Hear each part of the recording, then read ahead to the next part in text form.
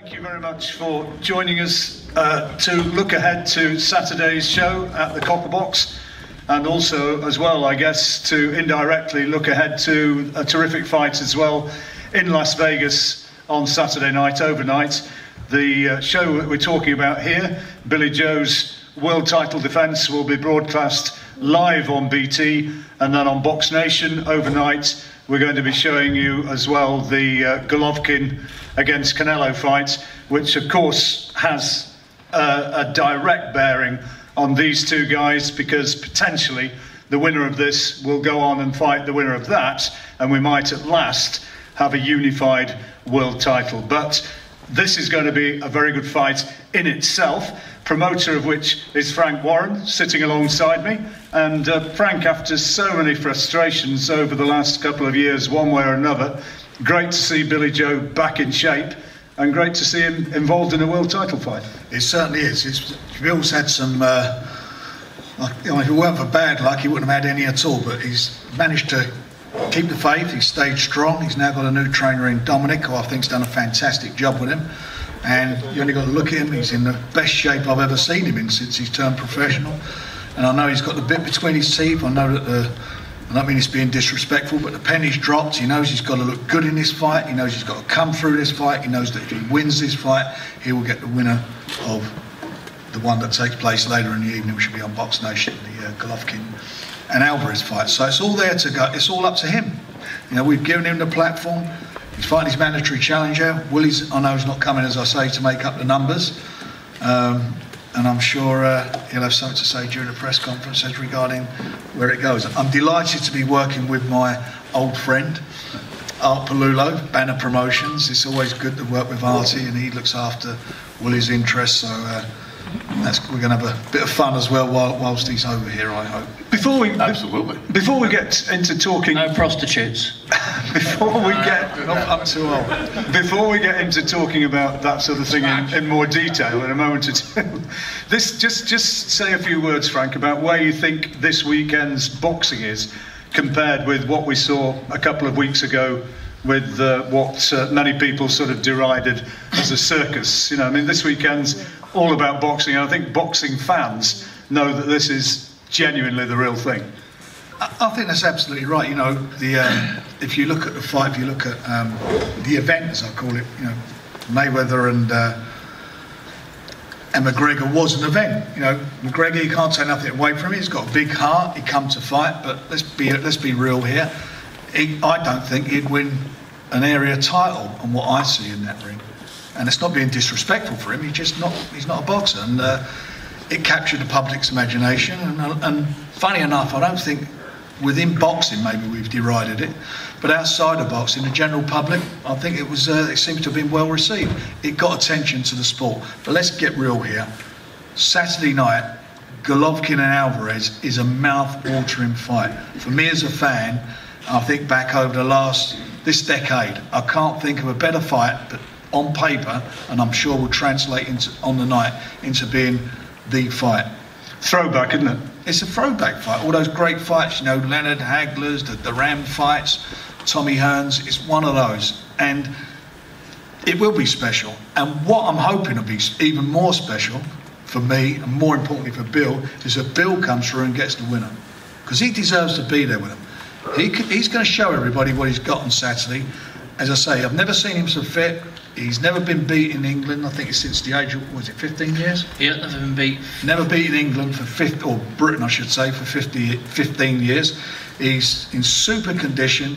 He knows what he's got to do. He knows how important this is to him, his future, to his family. This is what it's all about. He's that much away. And this guy is standing to my left, he's standing in front of him. Well, we'll talk a bit more about that fight and to the two guys in a minute. But on the undercard as well, we've got Daniel Dubois, who's going to be fighting AJ Carter, which is the vacant Southern Area heavyweight title. And the fellow away to our right, back in the Copper Box once again, Anthony Yard. And you're excited about him, Frank? I am. Well, that's his home, isn't it? And, you know, he's made it his own place, and he's got a substitute opponent in Norbert Nemes Passi, if I pronounce that correctly. It's near enough. Yeah, something like that. You know, it's another step up for him. He's fighting for the Intercontinental title. He's got top 10 ranking in the WBO, so it's important that he does what he does good, which is to look the business, do the business, and move him up the rankings. You know, he's a fantastic young talent. His trainer Tunde's done a fabulous job with him, and his manager has done a fabulous job with him. And we just want to see him go from strength to strength. So he's got to go out there, and I'm sure, as always, he will go out there to show everybody what he's about. Anthony, you're keeping busy, which I know, having spoken to you before, you regard that as very important, don't you? Oh yeah, definitely. I think it's good to stay active, and yeah, I'm young in my career, so it's about staying active and getting experience. How happy are you with the way things are going so far? I mean, you keep bowling people over, but how close do you now feel you are to where you really want to be? I'm very happy, and I think, as you said, the way I'm dealing with my opponents, that's what's making people talk, and that's what's causing, you know, suspense in the sport. So for myself, so you know, I've got to keep doing what I'm doing. What do you know about the fellow you're fighting? He's been in with Callum Smith and one or two other names. I don't look too much into my opponents. I know we had a different guy, undefeated guy, which obviously would have been a different experience for me fighting someone undefeated. But he pulled out for whatever reasons. A guy named Ryan Ford from Canada. But now we got Mr. Patty, Nemes Patty. Nemes Patty. I called him Norbert Nemes Patty from Hungary. I've been calling him Chicken Patty. Everyone knows I like food, so yeah, I've got to eat. I've got to eat my meal on Saturday. You're starting to get a real following down this part of the world, aren't you? And when you get into the copper box, they're making themselves known. I literally just got to keep it that way. As you said, he fought, I think it was Callum Smith. Yeah. Callum Smith's 20th fight. Took him 6 rounds. I'm fighting him on my 12th. Not comparing myself to anybody, that's not what I do, but again, I'm trying to gain the experience. He's meant to be tough. We'll see how tough he is on Saturday. Well, we wish you well, and not be too long before he's being talked about in world title terms, is it, Frank? No, I think, you know, next year we'll be looking at that stage. At the moment, you know, as you call it, the team's all been working well, been moving forward in the right direction and make the right moves at the right time. But he's a phenomenal talent. He's a phenomenal puncher, and I think there's a lot more to him than just being a big puncher. I'm not going to ask you about these two because I don't want you to upset them at this stage. But Canelo or Golovkin? Golovkin. Oh, sorry, then. No, don't worry. For boxing IQ, I'll go with Canelo. Depends what Golovkin shows up. If he looks flat how he did against Jacobs, I think he's a beaten man. But again, if he shows up how he fought Kells. What's the guy's name? No, not Kelbrook. Lemieux. Yeah. If he shows up how he fought Lemieux, you know, it can be a very, very interesting fight. But I'll go with Canelo. And you go Golovkin? Yeah. The two guys are here. They've had a bit of interesting banter already. But before we hear from the two guys themselves, start with Dominic about how well this guy's knuckled down and got himself into shape. You know, you look at him and he looks great. He looks a different man to the one who fought up in Scotland. He's been with you for, what, 14 weeks? And he's clearly in great shape. But how have you enjoyed working with him? Oh, no, he's a great laugh, Billy. You know, a lot of people said to me, he's going to be a nightmare, that kid, when he comes to you. You're not going to be able to control him. But to be honest, he controls himself. He just needs to be focused, put in the right direction, basically wind him up, tell him what he's got to do, and he does it. And when he's finished, he's just got no energy left to cause any problems. So, you know, he's knuckled down. He's done 14 weeks in camp to the letter T. He's trained hard, and you know, the way he trained before, he wasn't wrong. It just wasn't right for him. And I think, you know, Monroe's team probably looked at him in the December fight and thought this is going to be easy. But you know, Billy Joe Saunders is a different kid. He's fit, he's strong, he's on weight, and he's not going to be the kid who turned up to fight Eubanks or his last fight, or even Andy Lee. He's in fantastic shape, he's on the weight, you know, he's done everything 100% right. And I think, you know, on Saturday night, it's going to be a very, very tough fight for Willie Monroe Jr. I'm predicting maybe a late stoppage for Billy, or, you know, a wide points, and that's how good it's going to be. And I mean, what's the difference? Obviously, you've taken a new nutritionist on board, so he's, I guess he's been eating right. Has it been sort of a monastic existence up in Wincobank? No, we've got Greg Marriott, who he does the diets for Terry Flanagan, world champion Terry Flanagan, Kell Brook. We're used to these guys who are coming in heavy into camp. A great example is Kell Brook. He blows up, but he gets in fantastic shape. But you can't get in that kind of fantastic shape. You can eat all the food you want. If you haven't got the commitment to train and train hard, there's just no quitting Billy Joe Saunders. When he's doing the rounds in the ring and when he's doing the runs, he just keeps going and going and going until you tell him to stop. So you've got to have that, and not many fighters can do that. Not many fighters can stick to the diet either. But it's almost like we've been feeding him under the prison door. We've locked him away in a house. He gets 4 meals a day. He's still eating 4 meals a day. Usually at this point, for 2 weeks before a weigh-in, he's starving himself, he's drying himself out, he's killing himself before he gets in the ring, and then he's doing 12 rounds. This time, he's been fed properly, he's been watered properly, and he's going to come in peak condition, and on the night, he should do 12 rounds on his head easily. And he's been living with Kid Galahad here as well? He's been living with Barry, but he's in an environment in that gym where you've got everybody, after fights. Kid Galahad, after his last fight, was straight back in the gym, and Billy came in and said, "What's he doing?" I said, "He's training." Well, he hasn't got a fight yet, but that's how we do it in Sheffield. Everybody trains. We don't have weeks off. Boxing's a full-time job. It's not have a fight, train for a fight, have a camp and then finish. You come back in a couple of days after and you start back again. You've got maybe 10 or 12 years as a boxing pro, and you've got to capitalise on that. And over the years, the likes of Johnny Nelson, even Ryan Rhodes Jr, which are all these guys, have all had long careers. Without any damage, because they've done it right. And hopefully this is going to be the start of big things for Billy Joe Saunders. It's the first step on the ladder. He's 28 now. There's some massive fights in front of him, and he hasn't waited till that big fight's come, the Golovkin or the Canelo. He's taken a step before that to see what it's all about. We've had 12, 14 weeks to get him into shape. His next fight, all being when it comes through this in style, he'll be in a camp probably for 20 weeks doing a lot of stuff. We haven't publicised this, but we've had him up at Sheffield Hallam University doing tests on him. We've had him sleeping in an oxygen tent. We've had all these kind of things done behind the scenes, what nobody's seen. And I think, the fighter that Willie Monroe Jr is expecting to get in the ring on a Saturday night is not going to be the fighter he's going to get. He's going to get a new and improved version of Billy Joe Saunders. We all know Billy can fight. He's a traveller. That's what they do. They fight for fun, they fight for free. So on Saturday night, he's actually getting paid. He's getting paid well, and he's going to put on a show. Just before we hear from Artie and Willie and Billy himself, you mentioned a couple of the big names who've come through your Wincobank gym with yourself and with your brother and with your dad Brendan. There's been some remarkable talent come through that Sheffield gym. Think back to Naz and to Errol and other terrific fighters who've come through.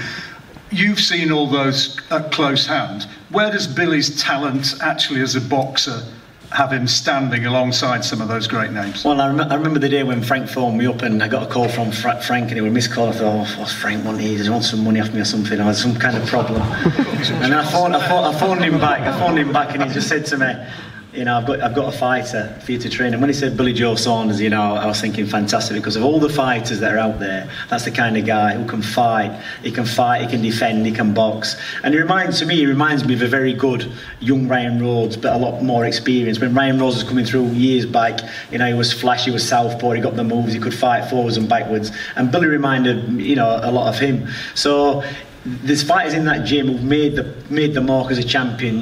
Nazim Hamid, Junior Witter, Kell Brook. They've all got one thing in common. I keep talking about this. It's the X factor that nobody can quite put the finger on, and Billy's got that.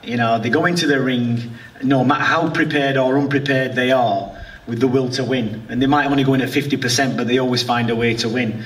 But unfortunately, it always comes to a point when the luck runs out. And Billy's managed to nip that in the bud before he's got to that point. Like I say, he's 28. He's probably got another 4 or 5 years to make the big fights. And there's some big fights out there for him. And he's making the move now to correct all his mistakes of the past. And so far, he's done everything 100% right. Well, that's from Dominic Ingle, who, of course, has been working directly with Billy and got him in. Impressive. Artie has been alongside Willie now for some time as well. And watching him getting ready for this one, he had his opportunity a couple of years ago against Gennady Golovkin. Didn't work out. Those of you who don't know, on that occasion, Willie was down a couple of times in the second round, stopped in the 6th, But he did get to Golovkin as well in that period. It wasn't all one-way traffic by any means. He's the mandatory challenger. And Artie, tell us a bit about this fella and what sort of mindset he's got as he approaches this. First, I want to say I'm very happy to be here. Been friends with Frank a long time. We've been doing business together for 30 years, since Francis and George were kids, 8, 9 years old. So I've always had a good relationship with Frank and his family, and I've always been treated very well in England. We love it here. I have a tournament that is called Boxino that I've owned. And many years ago, I started the tournament with Frank and I had some business together with Acelino Freitas, Popo Freitas. Through that tournament, Willie was a free agent, and I found Willie, and he entered the tournament. It was a single elimination tournament. And the winners of the tournament went on to fight for world titles. And Willie went through everybody in the tournament and knocks out the guy that was supposed to beat him in the finals. So at the end of the day, he wins a couple other fights. We get a call from Tom Loeffler for the fight with Golovkin. And Willie didn't win that fight, but he hurt Golovkin.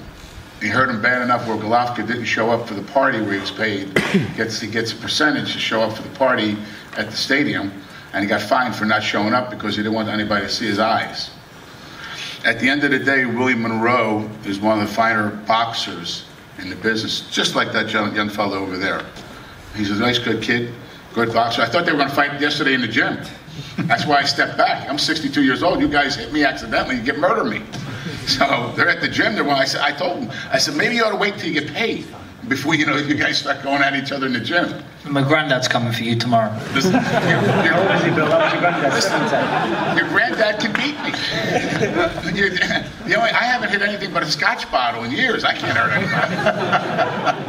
Artie, tell us a bit about Willie as a guy. Willie is a very good person. He just had another baby. Had a baby girl a couple of days ago. He's a family man. He's a religious guy. He's very loyal. And it's a fight that Billy Joe Saunders and Willie are in for a hell of a fight. It's going to be a heck of a fight.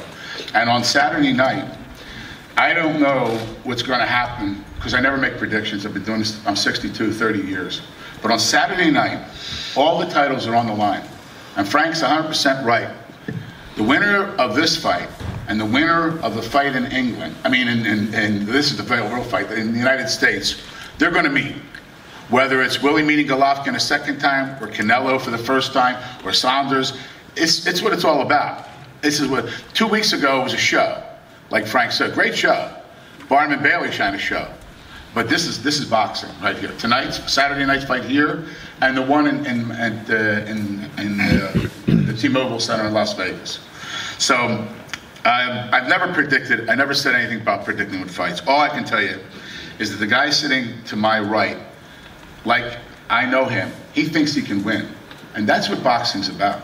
And 80% of everything in sports is mental. He thinks he's going to win. He knows he's going to win, like Billy Joe Saunders does. So it's going to be a great fight. It's going to be a great show, and it's going to be good for the fans. And if it's good for the fans, it's good for boxing. So I'm very happy to be here. And I can just tell you that I know Willie Monroe knows that this is something, he's got a second shot at the world title. And I know he knows what to do in the ring. It's going to be a great fight. It's going to be a great opportunity for both guys. I want to say thank you again. Thanks a lot, Art. Let's hear from Willie. And you've been here now for, what, a week or so? Jet lag completely out of your bones? And you're absolutely ready, yeah? What's your thoughts about the fight? Why, you've heard Artie say, you really believe this is your fight. Why do you have that confidence? I'm just here so I don't get fined. So you what? I'm just here so I don't get fined. So, oh, right. You won't get fined? Yeah. At the press conference? Yeah. What, going through your obligation? John, maybe you shouldn't have interrupted him when he was playing video games and he was deep into it, and you've interrupted him at a vital point. I think he's playing Candy Crush Saga or something like that, or like in Billy's Instagram photos. He's doing something. He's not interested today, I don't think. Well, just tell us a bit about yourself anyway. Just please be interested just for a few minutes and tell us what it would mean to you to win this fight here and get the WBO title. I just want to say thanks for the opportunity. There's been so many guys that we've been trying to get in the ring.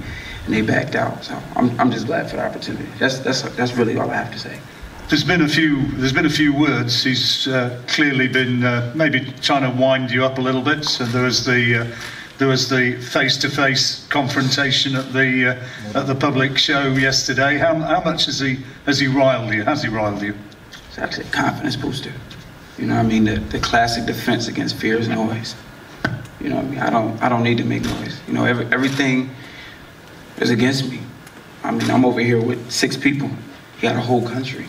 So anybody, if I had a whole country and I only had a man that I was getting ready to fight, and he only came to my country with 6 people, and I felt I really had to rile him up, that means I'm scared of something. I had a whole country. I've answered to everything. I didn't have the whole country yesterday when I walked you on my own, though, did I? In there by myself. No whole country of me, just me, you, and your team. Well, you took 6 on me, yeah? Took 6 on, yeah. I take 6 on, I take 10 on today, and I take 100 on. I take 100. God bless his dude. I really don't have anything else to say. Billy, just give us a second. Tell us about when you fought Golovkin, and then in that 6th round, he puts you down, yeah. And you said to the referee, I think you said something like, "That's enough," or "I'm through," or whatever. I'm done, he said. I'm done. Yeah, I mean, I like to take myself as a smart individual. You know what I mean? A lot of these guys, you know, they want to put on this purple badge and, oh, I got a heart, I'm gonna keep fighting. And then 20 years after their career, they have no money and they can't talk. You know what I mean? I have beautiful kids. I have a stunning wife, beautiful. I want to be able to look at my wife and say, babe, you're still as beautiful as you were 30 years ago. I don't know what you're going to say to you when you go home then, but your face is going to be punched up. I don't want my kids to come look at me and say, damn, daddy doesn't see me. Daddy doesn't understand. I can't understand nothing daddy's saying, because I want to be proud. And I think it takes a real, you know, all of us fighters have heart. You know, if I was a real quitter, as people like to call me, I would have quit after the Darnell Boone fight. After the Darnell Boone fight, the whole team I was with did away with. That was the first fight you lost. Straight, I lost a split decision. Split decision. My whole team did away with me. Me and that man right there, TJ, we went and took a garage and turned it into a gym with a heavy bag and a double M bag. No ring, no sparring, no nothing. And went on a 5-fight winning streak. When this man called us for Boxino, I was the first man to sign up. I didn't know who the other 7 guys were. It was a guy saying, oh, I don't want to sign up. I'm going to wait till I see who's in the tournament, then I'll sign up, because I want to see who I can size up and beat. I was the first person to sign up. No way out. Then I was the least favorite to win, walk through everybody. You feel what I'm saying? Once I got to somebody you mentioned, once you got to a real pulse, you quit. And then I beat Brian Vera. And then when I got to Golovkin, you got to look at it like this. It's the A side and the B side of life. You feel what I'm saying? He's been on that A side most of his life. A lot of guys don't know what it's like to walk into another man's country, another man's backyard with everything against him. They say, oh, you have no knockouts. Well, I've been fighting guys at super middleweight when I was a junior middleweight, but I found a way to beat them. You feel what I'm saying? I mean, these guys, if he wants to say you quit, if Dominic Ingle wants to sit over there and talk, whatever it takes to get these guys in the ring Saturday, that's all I care about. If that gives them enough confidence to not sabotage the fight so it can go down, by all means, do everything you need to do. Say everything you need to say. Because come Saturday night, that's your ass. So it doesn't, you know, I mean, he probably is going to say it again now, but he's repeatedly said that you quit against Golovkin. And as a fighter, that's arguably one of the most damaging things that somebody says to a fighter. Well, I mean, not me, because I'm a smart individual. Like, this is the thing about being on the B side, and Artie could tell you, because we've went into so many guys' backyards. I've seen the gamesmanship. The thing about being on the B side is you see the BS coming a mile away.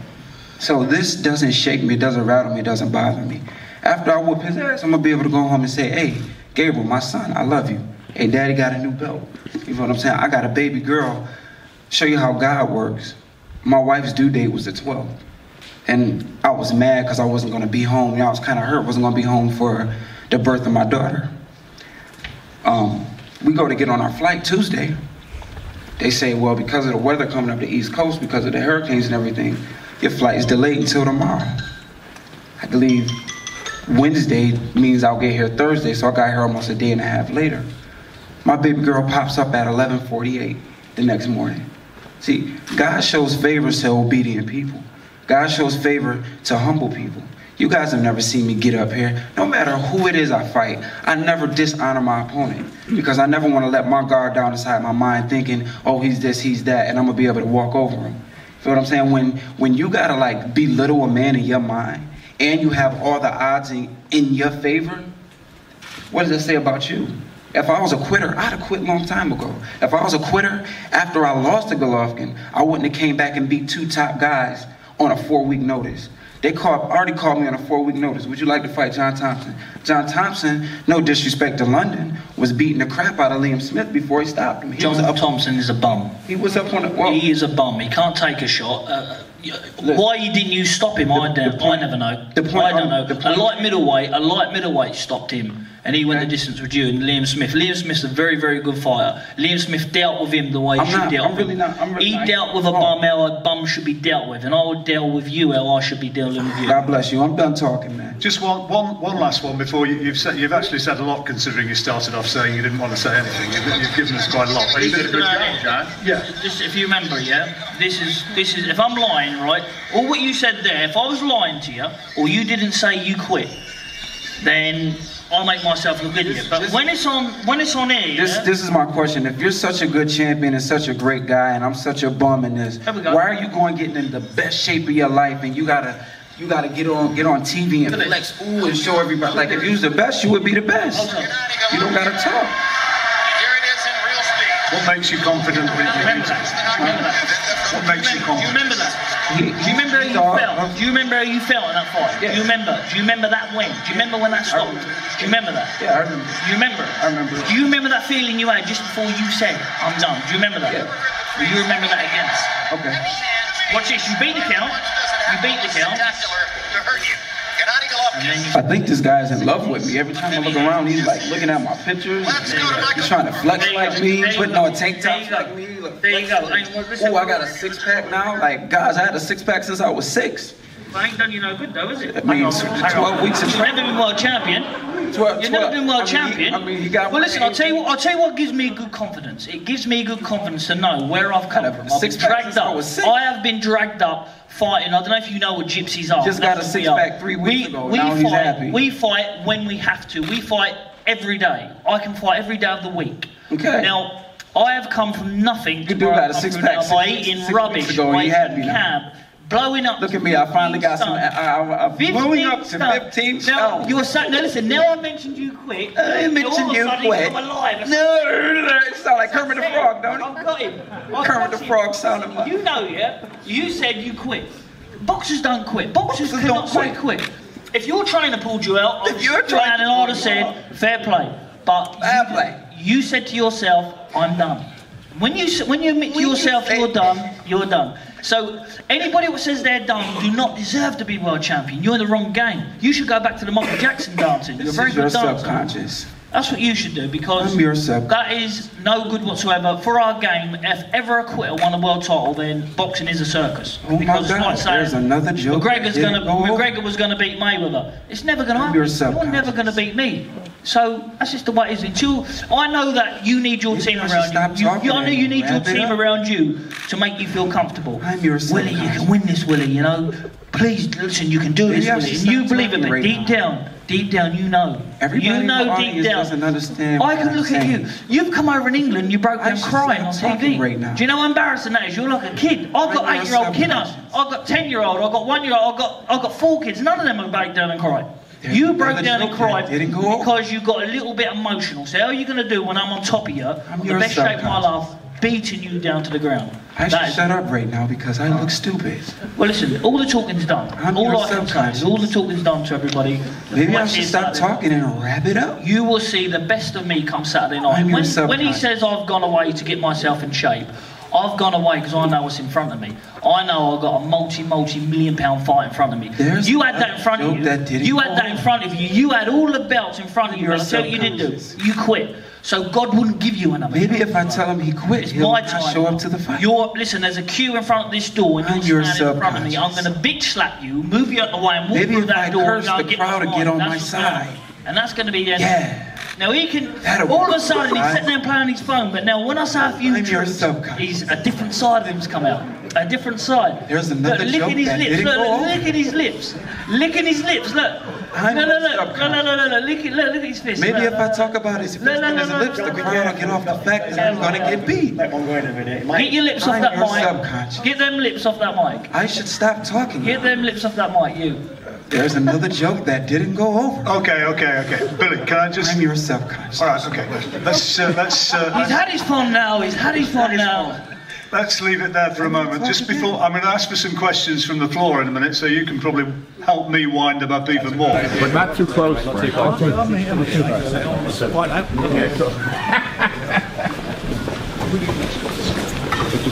No, don't do that. Don't worry. Don't do that. Don't do that. I'm only rubbing. No, don't do that. Listen, we want the fight to happen. Stop. Hey, watch this. Watch. Get your hand. Look, this is for the camera. Here we go. Christian was going to feed you. Christian was going to feed you. I'm your subconscious. Can we get a bit closer? I don't want to get closer. You smell bad. Can we get a little bit closer? Close enough. 2 nights. Can we get a bit closer? Yeah, close enough for 2 nights. Look at the fear in your eyes. Don't start crying, Willie. Don't start crying. Oh my God. Don't start crying. Don't start crying. Look at me. Don't cry. Look at me then. I prayed. Please look at me. And I told you I just wanted to come here. Dear Lord, please, I also pray to you. We have a good fight, and I know that I've won. I just want to make my money, beat this guy, and make your money and go home and feed your daughter. That's what you got to do. Your new little born daughter. Now look me in the eye, Willie. God. Look me in the eye, Willie. Please save this man. Look me in the eye, Willie. Look me in the eye. Please save now listen, your teammates know now. You can't look me in the eye. God have mercy on him. Can you look me in the eye? Don't allow me to do what you. There you go, lads. No, I will. Hey, as you Willie boys. All over, yeah. You can't look me in the eye. Thank you, Jesus. You see him better when you ain't looking. Praise God. It's a bit dark. You see him better when you ain't looking. You see him better when you ain't got to look at him.